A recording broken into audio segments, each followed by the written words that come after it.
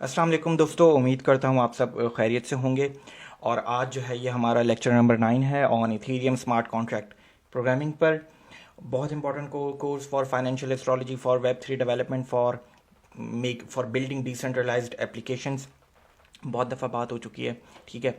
और last lecture में जो है वो हमने किसके ऊपर काम किया था? हमने रिक्वायर के ऊपर काम किया था, हमने असर्ट के ऊपर काम किया था। ये दोनों जो है वो एरर हैंडलिंग के लिए यूज़ होते हैं, ठीक है। और इसके ऊपर हमने स्मार्ट कॉन्ट्रैक्ट भी बनाया था।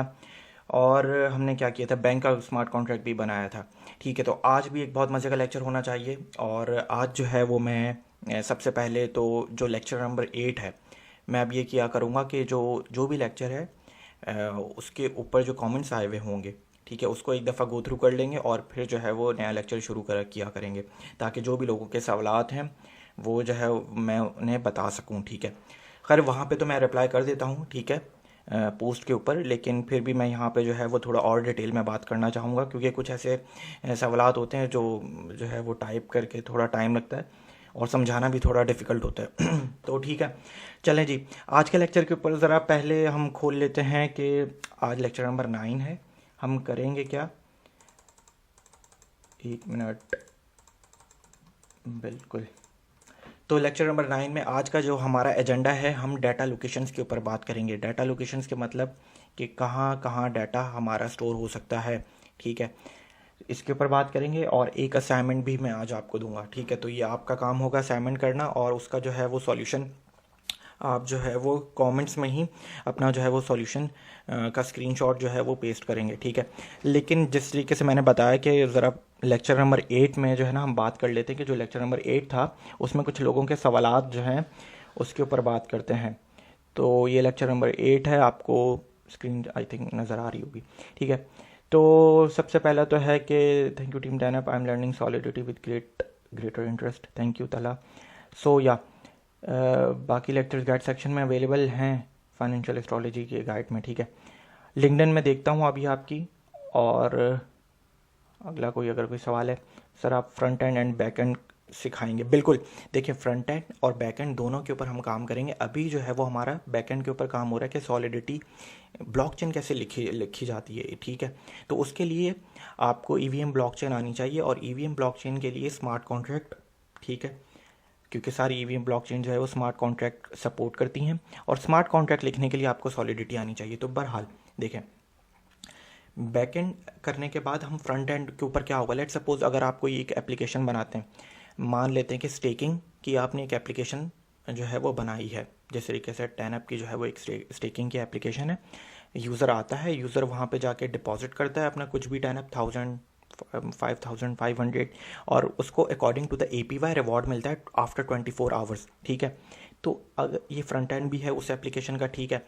तो अब आप फ्रंट एंड बनाना बिल्कुल जो है वो सिखाऊंगा मैं इसमें, इस लेक्चर में। हम फ्रंट एंड किस फ्रेमवर्क के ऊपर, देखिए HTML CSS तो हम करेंगे ही करेंगे, लेकिन हम जावास्क्रिप्ट का जो फ्रेमवर्क है रिएक्ट, हम उसके ज़रिए फ्रंट एंड बनाएंगे, ठीक है। अच्छा, बिल्कुल करेंगे। और बैकएंड के ऊपर देखें, फ्रंट एंड को बैकएंड से जो इंटीग्रेट करवाएगा हमें, वो with the help of Web3 integration हम करेंगे। और अगेन उसके लिए हमें अब हमारे फ्रंट एंड को ABI से कनेक्ट करवाना पड़ेगा। अब ये ABI क्या चीज़ है, ये बात करेंगे जब हम प्रॉपर एप्लीकेशन डेवलपमेंट की तरफ आ जाएंगे कि फ्रंट एंड क्या चीज़ है, फ्रंट एंड किस तरीके से काम करता है, फ्रंट एंड के लिए हम कौन कौन सी जो है वो फ्रेमवर्क्स यूज़ करेंगे, मैंने बता दिया। हम जो है वो रिएक्ट यूज़ करेंगे, ठीक है। और किस तरीके से उसको बैक एंड पे कनेक्ट करवाना है, स्मार्ट कॉन्ट्रैक्ट या ब्लॉकचेन से उसको कनेक्ट कैसे करवाना है, ठीक है। और आप डेटाबेस भी यूज़ कर सकते हैं, Node.js होगा बैक एंड के ऊपर हमारा, ठीक है। तो ये सब चीज़ें हम करेंगे, छोटी छोटी एप्लीकेशंस बनाएंगे। मेरा है कि हम स्टेकिंग की एप्लीकेशन बनाएं, ठीक है, कि किस तरीके से जो है वो एक एप्लीकेशन का फ्रंट एंड और बैक एंड आपस में कनेक्ट करता है, ठीक है। और बैक एंड में जब ब्लॉकचेन की बात आ जाए तो बिल्कुल बहुत इंपॉर्टेंट है सीखना। बिल्कुल हम काम करेंगे, ट्रफल के ज़रिए करेंगे हम सारा काम, ठीक है।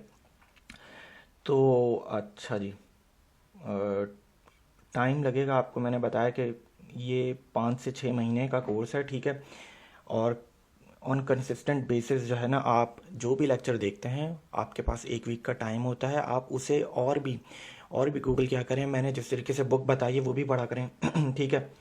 तो आपको और जो है वो आपकी नॉलेज जो है वो इनहेंस होगी, ठीक है।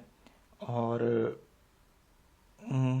यार ये इसका नहीं, अच्छा अगला देख लेते हैं। बुक का लिंक आई थिंक अवेलेबल है, बुक बाकायदा PDF वर्जन्स में जो है वो बहुत से यूज़र्स हैं जिन्होंने अपलोड भी की हुई है। मैं देखता हूँ लिंक्डइन, ठीक है। Have someone underscore semicolon did not explain in underscore semicolon कुछ भी नहीं करता बेसिकली। वो आपको कोई भी एरर हैंडलिंग की कंडीशन डालते हैं आप रिक्वायर की, लेट सपोज वो पहले फुलफिल होगी, उसके बाद आपका जो भी वो कोड होगा वो रन हो जाता है। इसके ऊपर अभी मैं और बात करता हूँ, ठीक है। तो run the function transfer is not working, I think ये मैंने देख लिया था, ठीक है। ये फंक्शन जो है वो प्रॉपर रन हो रहा था, ठीक है। ये बता भी दिया था, कुछ एक टाइपो एरर था, ठीक है। अच्छा, लिंक्डइन की प्रोफाइल को कैसे अपडेट करना है, मैं आपसे जो है वो एक लिंक शेयर कर लेता हूँ जिससे मैं अपनी लिंक्डइन की प्रोफाइल को बेहतर कर रहा हूँ, ठीक है। मैं आपको वो लिंक दे देता हूँ। वो जो टूल्स जो है वो जो भी उस लिंक में बताया जा रहा है, जो भी उस ट्यूटोरियल में बताया जा रहा है कि आप किस तरीके से अपना URL अपडेट कर सकते हैं, अच्छा, और किस तरीके से ऑडियंस अपनी जो है वो ग्रो कर सकते हैं, तो मैं आपसे वो लिंक शेयर कर लेता हूँ। आप वो खुद देखें, सीखें और अपनी लिंक्डइन प्रोफाइल को अपने हिसाब से बेहतर करें, ठीक है। मैं आपसे लिंक वो शेयर कर देता हूँ। आई थिंक ये इशू भी सॉल्व हो गया था।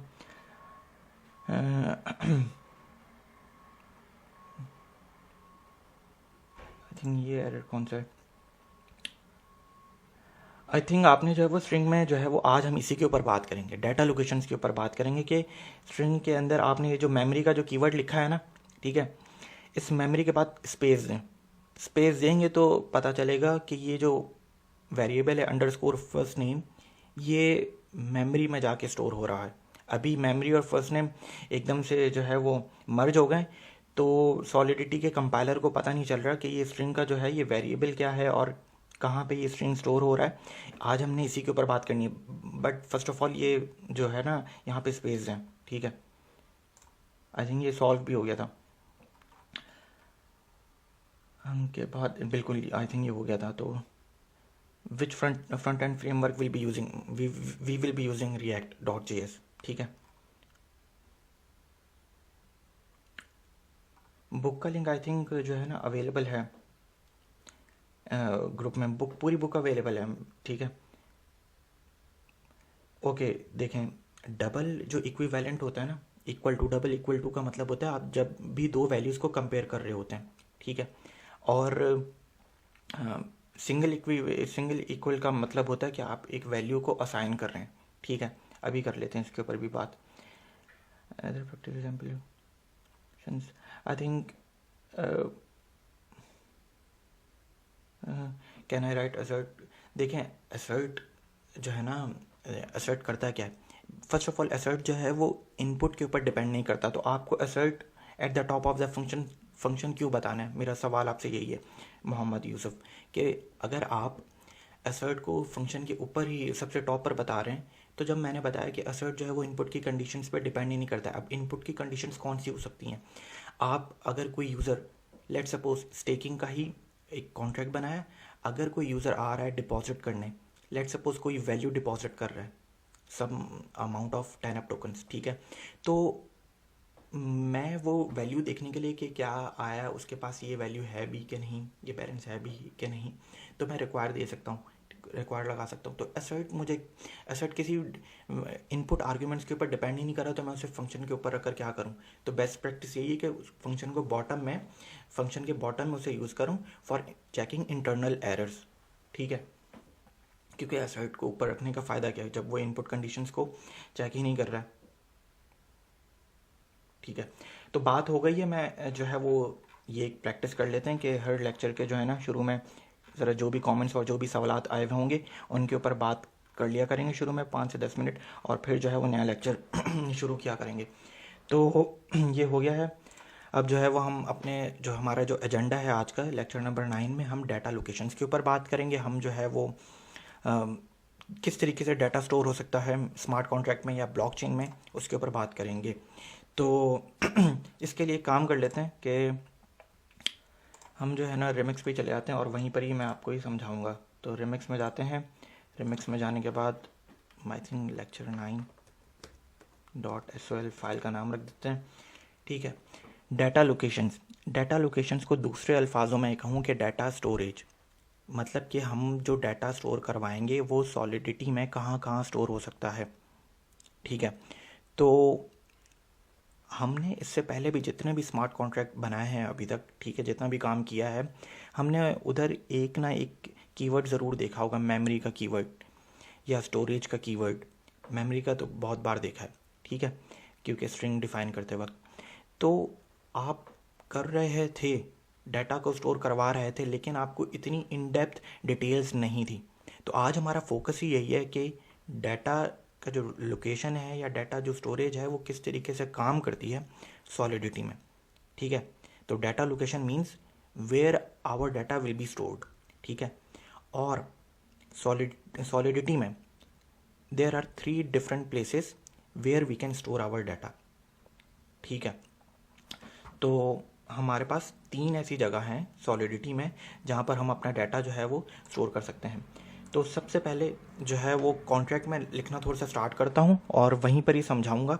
तो सबसे पहले जूम कर लेते हैं, और मैंने जैसा कि बताया कि डाटा को 3 जगह में स्टोर किया जा सकता है, ठीक है, सॉलिडिटी में। तो प्रैग्मा सॉलिडिटी कैरेट 0.7.5 कॉन्ट्रैक्ट का नाम रख लेते हैं डाटा लोकेशन, ठीक है। और कमेंट्स में आपको पता है कि मैं डबल जो है वो फॉरवर्ड स्लैश के ज़रिए कमेंट कर सकता हूँ। तो जिस तरीके से 3 जो है 3 जगह में मैं डाटा स्टोर करवा सकता हूँ। सबसे पहला जो है वो है स्टोरेज। स्टोरेज का कीवर्ड लगाऊंगा तो मैं डाटा को सबसे पहले कहाँ पे स्टोर करवा सकता हूँ, स्टोरेज, अगर आप करवाना चाहें तो स्टोरेज क्या चीज़ है? स्टोरेज में जो भी आप डाटा स्टोर करवाएंगे वो परमानेंट होगा। दिस इज़ परमानेंट स्टोरेज, ठीक है। अब परमानेंट स्टोरेज में मैं किस तरीके से अपने डाटा को परमानेंट स्टोर करवा सकता हूँ? तो वो एक एग्जाम्पल है जो आपने की हुई है, हर दफ़ा करते हैं, like in the form of state variables. अब जितने भी स्टेट वेरिएबल्स हैं वो हमेशा स्टोरेज में एज अ परमानेंट स्टोर होते हैं, ठीक है। और हमें बताना भी नहीं पड़ता, उनके साथ कोई कीवर्ड भी नहीं लगाना पड़ता, ठीक है। We don't need to specify it only for value data types, ठीक है। कि अब मैं आपको एक एग्जांपल देता हूँ। सबसे पहले तो ये समझ लें कि अगर आपको डाटा को परमानेंट स्टोर करवाना है तो जो जितने भी स्टेट वेरिएबल्स हैं वो हमेशा परमानेंट स्टोर होते हैं। स्टेट वेरिएबल्स कौन से होते हैं? लेट्स सपोज यूएंट लिखा मैंने लिख दिया नंबर इज इक्वल टू 1 2 3। तो ये एक वैल्यू डाटा टाइप है, ये एक वैल्यू डाटा टाइप है। वैल्यू डाटा टाइप्स कौन कौन सी हैं इसके अलावा? वैल्यू डाटा टाइप्स एरेज हैं, वैल्यू डाटा टाइप्स बूलियन हैं, बाइट्स हैं जो हमने पढ़ा नहीं है, ठीक है। एड्रेस भी वैल्यू डाटा टाइप है। तो बहरहाल ये एक स्टेट वेरिएबल है यूएंट, अनसाइंड इंटीजर, पॉजिटिव नंबर हमेशा स्टोर करता है और 123 इज़ अ पॉजिटिव नंबर। तो ये एक स्टेट वेरिएबल है और ये इथेरियम की ब्लॉकचेन में ये एज अ परमानेंट स्टोर हो रहा है, ठीक है। समझने की बात ये है, एज अ परमानेंट स्टोर हो रहा है। अच्छा, अब अगर मैं लेट्स सपोज एड्रेस, ठीक है, एड्रेस डाटा टाइप एक रख लेता हूँ और my wallet address is equal to कुछ भी 0 इज इक्वल टू 0x, ठीक है, कुछ भी रखूँ, ठीक है। तो ये भी एक स्टेट वेरिएबल है, ठीक है। तो जितनी भी स्टेट वेरिएबल्स हैं, हमने इससे पहले बहुत स्मार्ट कॉन्ट्रैक्ट बनाए और हम स्टेट वेरिएबल को सबसे ऊपर फंक्शन अपने स्मार्ट कॉन्ट्रैक्ट में शुरू में ही हम जो है वो बता देते हैं, ठीक है। तो स्टेट वेरिएबल्स जो हैं वो हमेशा एज अ परमानेंट स्टोर होते हैं, ठीक है। चलें जी, ये बात हो गई। अच्छा, अब स्टोरेज के बाद अच्छा एक और चीज़ मैं बताता चले जाऊँ। मैंने वैल्यू डाटा टाइप्स की बात की, अगर मैं यहाँ पे स्ट्रिंग बताऊँगा, स्ट्रिंग, लेट्स सपोज स्ट्रिंग भी एक स्टेट वेरिएबल है, ठीक है।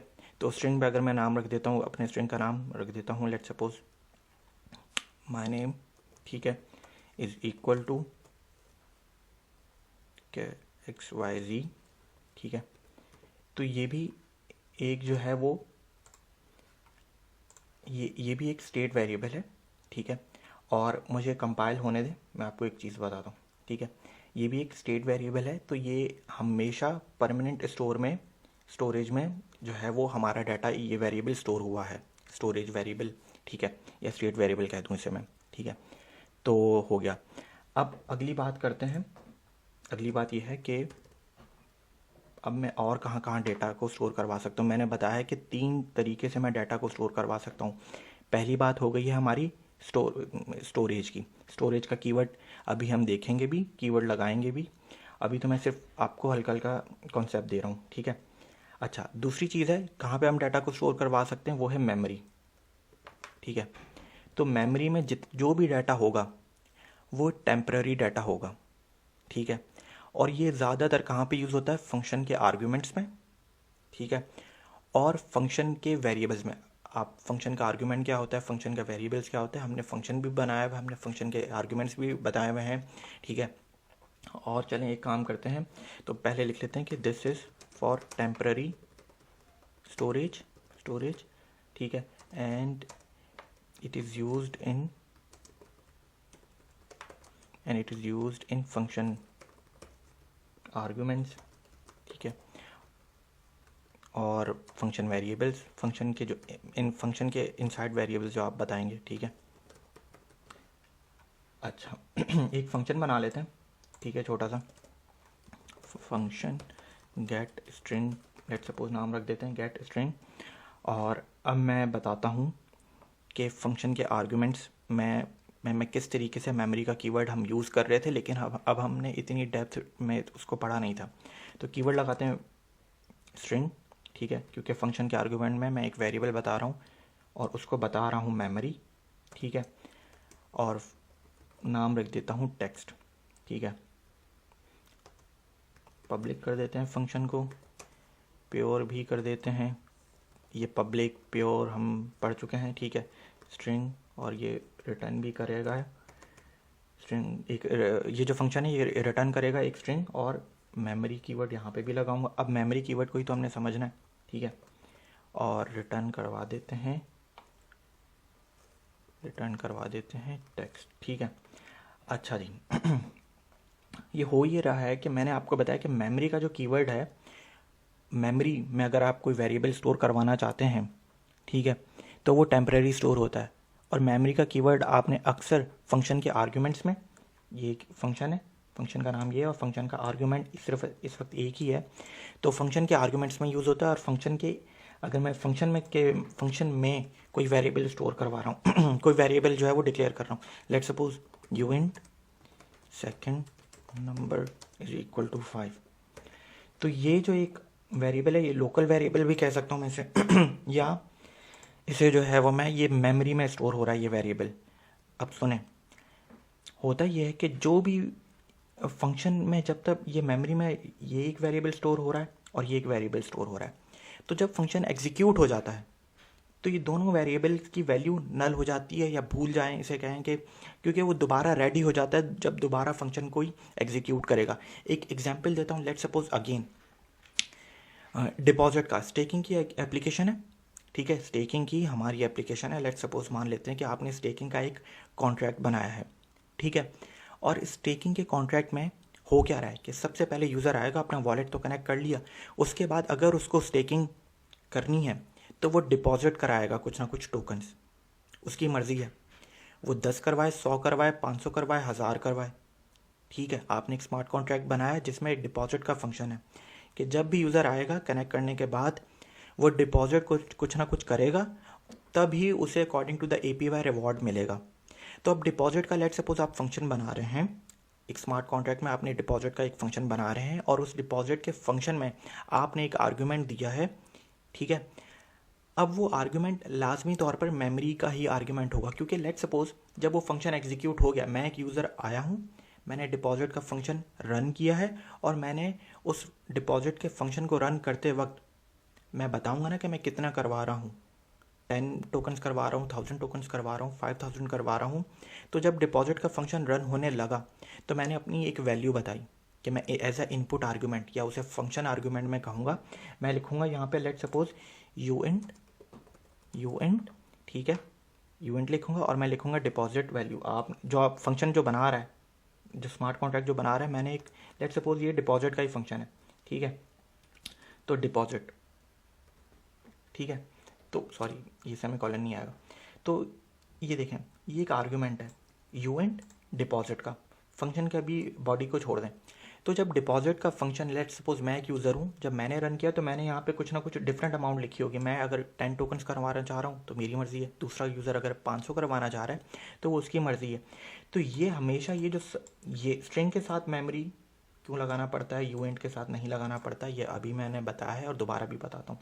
तो जितने भी फंक्शन के जो आर्ग्यूमेंट्स होते हैं ना, ये फंक्शन है, ठीक है, और इस फंक्शन के दो आर्ग्यूमेंट्स है, कॉमा से पहले एक आर्ग्यूमेंट है, कॉमा के बाद एक आर्ग्यूमेंट है, ठीक है। तो ये जितने भी आर्ग्यूमेंट्स होते हैं ये मेमोरी में स्टोर होते हैं। मेमोरी में मतलब कि टेम्परेरी स्टोरेज के लिए, जब फंक्शन एग्जीक्यूट हो जाएगा तो ये दोबारा 0 हो जाएंगे या नल हो जाएंगे, ठीक है, इनके पास कोई वैल्यू नहीं रहेगी।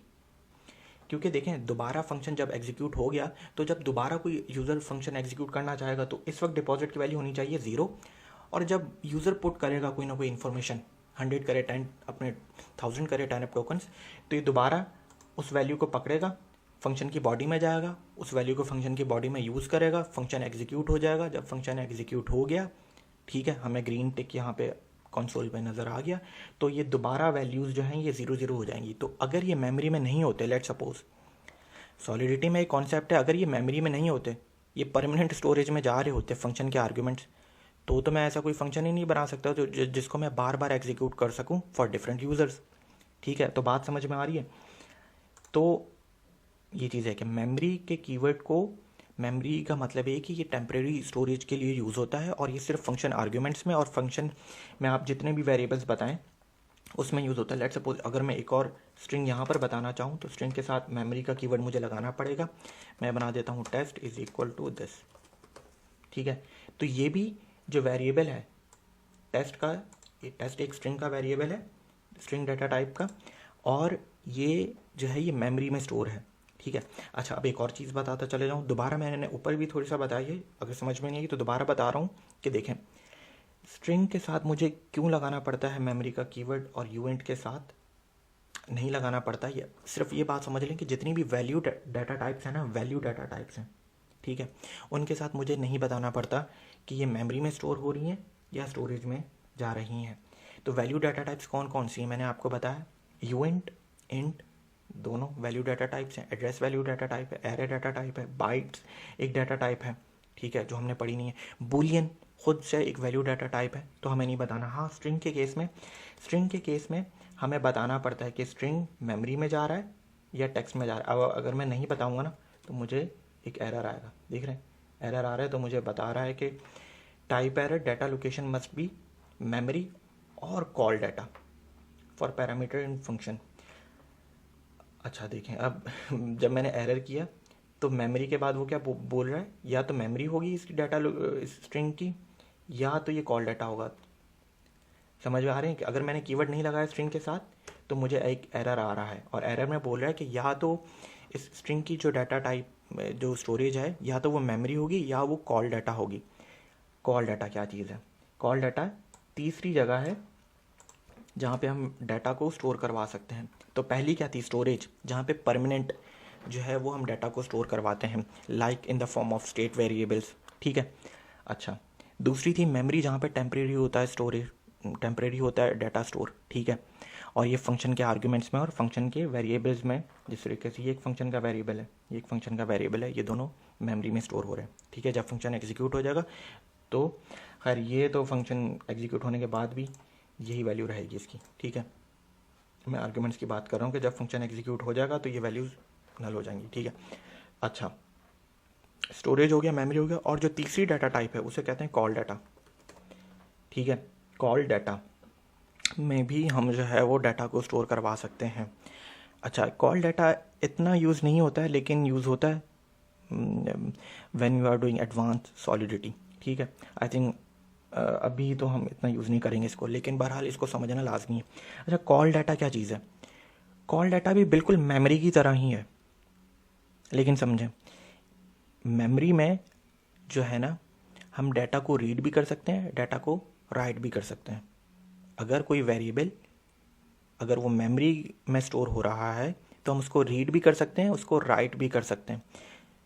लेकिन अगर वो सिर्फ कॉल डाटा है तो हम सिर्फ उसको रीड कर सकते हैं, हम उसको राइट नहीं कर सकते। कैसे? एक एग्जाम्पल देने लगा हूँ और अभी देखिएगा एरर आ जाएगा। लेट्स सपोज ये टेक्स्ट का जो आर्ग्यूमेंट है ना, मैं इसको कर देता हूँ मेमोरी की जगह कॉल डाटा। अब मैं क्या करता हूँ, अब मैं ये करता हूँ कि ये जो टेक्स्ट का जो वेरिएबल है ना, टेक्स्ट को कहता हूँ इज इक्वल टू हेलो। तो देखें, मैं इसको राइट ही नहीं कर पा रहा हूँ कि यूज़र ने बेशक यहाँ पे कोई भी इनपुट दिया हो, टेक्स्ट पे हेलो लिखा हो, उसने कुछ भी लिखा हो, लेकिन जब मैं इसको ओवरराइट करने की कोशिश कर रहा हूँ तो वो मुझे नहीं करने दे रहा। लेकिन अब अगर मैं इसको मेमोरी पे कर लेता हूँ, ठीक है, तो I can overwrite this data. ठीक है, एरर गायब हो गया। समझ रहे हैं? ये खैर वार्निंग्स हैं, छोड़ दें। ठीक है, तो बात समझ में आ कि कॉल डाटा में जो भी वेरिएबल आएगा उसको सिर्फ मैं रीड कर सकता हूँ, राइट नहीं कर सकता हूँ। मेमोरी में मैं बिल्कुल डाटा को एज अ टेम्पररी स्टोर करवा रहा होता हूँ, लेकिन मैं उसको रीड भी कर सकता हूँ, मैं उसको राइट भी कर सकता हूँ। ठीक है, अच्छा जी, ये होगी बात। अब चलें जी, आई थिंक बात हो चुकी है। अगेन स्टोरेज में हम डाटा को एज अ परमानेंट स्टोर करवाते हैं। जितने भी स्टेट वेरिएबल्स मैं बनाऊँ, मैं एक और वेरिएबल बना दूँ, let's suppose you and my third number, ठीक है, इज इक्वल टू 25। तो ये भी स्टेट वेरिएबल है। ठीक है, और ये डाटा जो है ये एज अ परमानेंट स्टोर हो रहा है। अच्छा, एक और चीज़ बताते जाऊँ रिगार्डिंग गैस। खैर गैस फीस को तो हम और डिटेल में पढ़ेंगे। जितने भी अगर आप ब्लॉकचेन में डाटा स्टोर करवा रहे हैं तो उसके फ़ीस बढ़ जाती है, या तो लेट्स सपोज आपके कॉन्ट्रैक्ट की फ़ीस बढ़ जाती है। अगर कोई डाटा, जितना ज़्यादा डाटा आप ब्लॉकचेन में स्टोर करवाएंगे तो जब लेट्स सपोज जब आप कॉन्ट्रैक्ट डिप्लॉय करने जाएंगे तो आपकी फ़ीस बढ़ जाएगी। ठीक है, मेमोरी के कीवर्ड्स, मेमोरी में अगर कोई डाटा होगा तो उसके ऊपर इतनी गैस फीस नहीं लगेगी। ठीक है, तो ये चीज़ होती है। गैस फीस के ऊपर हम डिटेल में बात करेंगे। अच्छा, स्टोरेज हो गया, बात होगी, मेमोरी हो गया, कॉल डाटा पे बात होगी। चलें जी, अब एक मैंने आपको जिस तरीके से बोला कि आज जो है वो मैं आपको एक असाइनमेंट भी दूंगा। ठीक है, और एक असाइनमेंट भी दूंगा और असाइनमेंट समझा दूंगा कि वो कॉन्ट्रैक्ट चल कैसा रहा है। ठीक है, और उसमें से आपको गलती खुद ढूंढनी है। ठीक है, और उसको ठीक करना है, और फिर जो है वो अपना जो भी आंसर हो, अगर आप कॉन्ट्रैक्ट ठीक कर लेते हैं तो आपने कमेंट्स में उसको पेस्ट कर देना है विद करेक्ट आंसर्स। ठीक है, कॉन्ट्रैक्ट को जब आप टेस्ट करेंगे तो अगर आपका सही रिजल्ट आ रहा होगा तो आप पेस्ट कर सकते हैं उस स्क्रीनशॉट को। ठीक है, तो एक काम कर लेते हैं, आई थिंक ये समझ आ गया होगा, तो इसको हटा देते हैं। मैं एक कॉन्ट्रैक्ट यहाँ पे पेस्ट कर रहा हूँ। ठीक है, मैंने कॉन्ट्रैक्ट पेस्ट कर दिया है। आप यहाँ से इसको खुद लिख भी सकते हैं, मैं नहीं दे रहा कोई भी गिट का लिंक जहाँ से आप ये इस कॉन्ट्रैक्ट को डिपॉजिट लिख सकते हैं, डायरेक्ट कॉपी कर सकते हैं। मैं चाहता हूँ कि आप खुद लिखें, बस 22 लाइन्स ऑफ कोड तो है। प्रैग्मा सॉलिडिटी कॉन्ट्रैक्ट करके आ रहा है, चल कैसा रहा है ये मैं बताता हूँ। गलती क्या है ये आपको खुद ढूंढनी होगी। कुछ ज़्यादा बड़ा कॉन्ट्रैक्ट नहीं है, I think 24 lines of code है ओनली। ठीक है, और सारी चीज़ें आपने पढ़ी हुई हैं। कॉन्ट्रैक्ट का नाम मैंने रख दिया मेमोरी एंड स्टोरेज। कॉन्ट्रैक्ट में जो है वो एक मैपिंग यूज़ कर रहा हूँ। ठीक है, यूनिट इनटू यूज़र्स। ठीक है, और यूज़र जो है वो एक्सट्रैक्ट है। ठीक है, एक्सट्रैक्ट डाटा टाइप है, और यूज़र में हम बेसिकली यूज़र की आईडी ले रहे हैं। आईडी 0 1 2 कोई भी एक यूनिट है। ठीक है, और यूज़र का बेसिकली बैलेंस जो है वो हम कर रहे हैं। और फिर क्या कर रहे हैं, हम एक फंक्शन बनाया है हमने ऐड यूज़र का। ठीक है, जहाँ से हम फंक्शन को अपने यूज़र्स ऐड कर सकते हैं। फिर जो है वो हम ऐड करते वक्त बैलेंस बता देंगे। लेट्स सपोज एक यूज़र ऐड कर रहे हैं, लेट्स सपोज अभी करते भी हैं, अभी टेस्ट का यहाँ पे कॉन्ट्रैक्ट को डिप्लॉय करते हैं और टेस्ट करते हैं। तो एक यूज़र ऐड करते हैं, उसको कुछ ना कुछ आईडी देंगे और उसका कुछ ना कुछ बैलेंस डिफाइन कर देंगे। ठीक है, फिर उस बैलेंस को अपडेट करूँगा मैं, उस यूज़र के बैलेंस को अपडेट करूँगा मैं। ठीक है, ये उसका कोड है। और गेट बैलेंस का एक फंक्शन है कि अगर मैं आईडी लिखूँ तो मुझे उस यूज़र का बैलेंस आना चाहिए। बहरहाल अभी जो है ना ज़रा इस कॉन्ट्रैक्ट को हो गया है कंपाइल, इसको ज़रा टेस्ट करते हैं, ठीक है। और आई थिंक बिल्कुल सही है सारी चीज़ें। डिप्लॉय कर दिया, हो गया कॉन्ट्रैक्ट डिप्लॉय। एक एरर आएगा इस कॉन्ट्रैक्ट में अभी जब मैं टेस्ट कर रहा हूँ आपके सामने, तो वो चीज़ आपको ठीक करनी है, ठीक है। तो सबसे पहले तो है ऐड यूज़र। ऐड यूज़र पे जब क्लिक करता हूँ तो इसको आईडी दे देता हूँ 1 और इसका बैलेंस डिफाइन कर देता हूँ 200, ठीक है। ट्रांजैक्ट करता हूँ, बिल्कुल यहाँ पे ग्रीन आ गया है और यूज़र ऐड हो चुका है। अब मैं ज़रा इस यूज़र का पहले बैलेंस देख लेता हूँ, गेट बैलेंस। तो गेट बैलेंस का जो फंक्शन है उसको सिर्फ एक आईडी चाहिए, मैं यहाँ पे 1 लिखूँगा तो 200 आ गया कि इस यूज़र की सिर्फ एक ही यूज़र है, उसकी पहले यूज़र की आईडी क्या है 1 और उसका बैलेंस क्या है 200, जो हमने फ़ौरन अभी आप बताया है, ठीक है। अब करते हैं अपडेट बैलेंस, मतलब कि पहले ही यूज़र का मैं बैलेंस अपडेट करता हूँ। अभी क्या है 200 है, ठीक है। अब कर देते हैं 250। अब मैं ट्रांजैक्ट कर रहा हूँ, ट्रांजैक्ट हो गया, एरर भी नहीं आया कोई, ठीक है। गेट बैलेंस देखता हूँ पहले यूज़र का, गेट बैलेंस अभी भी 200 दिखा रहा है। तो असाइनमेंट यही है कि क्यों ये 200 दिखा रहा है जबकि अपडेट बैलेंस का फंक्शन बिल्कुल सही रन हुआ है, ठीक है।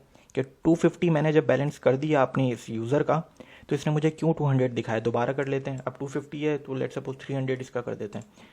ट्रांजैक्शन हुई बिल्कुल आपके सामने और 300 होना चाहिए अब इसका बैलेंस, लेकिन अब भी चेक कर रहा हूँ तो 200 है। तो इस कॉन्ट्रैक्ट में क्या ऐसी गलती है, ठीक है, कि क्या ऐसी गलती है जिसको मैं ठीक करूँ तो ये मेरा इशू जो है ये सॉल्व हो जाए। तो ये है आपका असाइनमेंट, और कोई इतना बड़ा स्मार्ट कॉन्ट्रैक्ट नहीं है, 24 लाइन्स ऑफ कोड है, ठीक है। और लिखें इस कॉन्ट्रैक्ट को और फिर जो है वो इस एरर को ढूंढने के क्या ऐसी गलती है जिसकी वजह से मैं अपने यूज़र का बैलेंस अपडेट नहीं कर पा रहा हूँ। यूज़र ऐड करें, एक और यूज़र ऐड कर सकते हैं, उसको आईडी दें 2 दे दें, इसका बैलेंस रख दें 500, ट्रांजैक्ट करें, हो गया। अब मैं आईडी नंबर 2 का बैलेंस देख लेता हूँ 500। अब मैं अगर आईडी नंबर 2 के बैलेंस को 500 से जगह 600 करना चाहता हूँ, ये हो गया, लेकिन यहाँ पे मुझे अभी भी 500 दिखा रहा है।